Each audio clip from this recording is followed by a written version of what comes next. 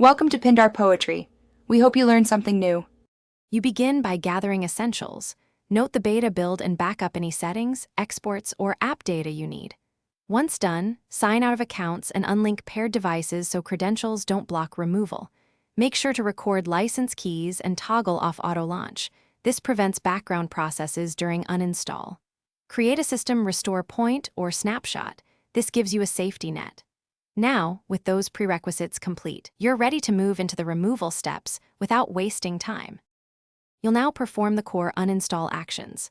First, run the app's internal uninstaller. If none exists, use your OS Package Manager or Control Panel to remove the package. Once the main app is gone, manually delete residual folders. User app data, caches, and temporary files that the uninstaller often misses.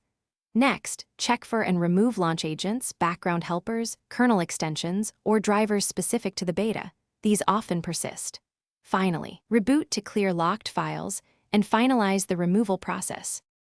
To finish, reinstall the stable release if you want, and import only verified backups to avoid reintroducing beta configurations.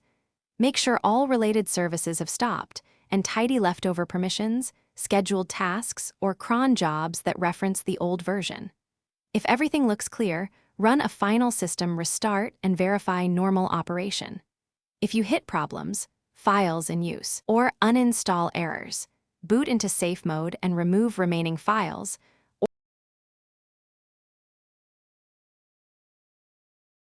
Thanks for watching. Consider subscribing if we helped you.